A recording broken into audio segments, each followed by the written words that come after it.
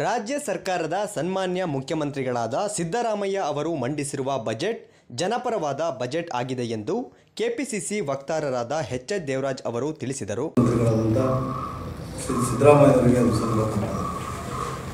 ಅದರಲ್ಲೂ ವಿಶೇಷವಾಗಿ ಈ ಬಾರಿ ಬಜೆಟ್ ಜನ ನಿರೀಕ್ಷೆ ಮಾಡಿದ್ದಕ್ಕಿಂತಲೂ ಭಾಳ ಹೆಚ್ಚು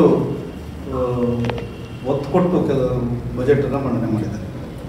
ಗ್ಯಾರಂಟಿ ಯೋಜನೆಗಳ ಬಗ್ಗೆ ಹಲವಾರು ಬಾರಿ ವಿರೋಧ ಪಕ್ಷಗಳು ಟೀಕೆ ಮಾಡ್ತಿದ್ದನ್ನು ನಾವು ನೋಡಿದ್ದೀವಿ.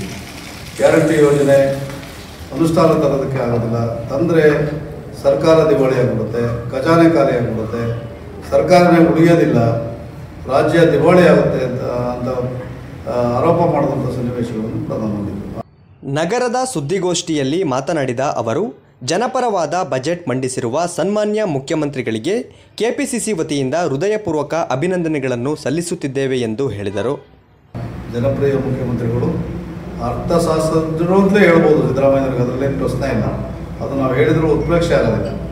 ಆದರೆ 52,000 ಕೋಟಿ ರೂಪಾಯಿಗಳನ್ನು ಗ್ಯಾರಂಟಿ ಯೋಜನೆಗಳಿಗೆ ಮೀಸಲಿಡೋದ್ರ ಮುಖಾಂತರ ಕರ್ನಾಟಕದ ಒಟ್ಟಾರೆ ಜನಸಂಖ್ಯೆಯ ಬಹುಪಾಲು ಜನರಿಗೆ ಆ ಯೋಜನೆಗಳನ್ನು ತಲುಪಿಸ್ತಕ್ಕಂಥ ಕೆಲಸವನ್ನು ಈಗಾಗಲೇ ನಮ್ಮ ಸರ್ಕಾರ ಮಾಡಿದೆ.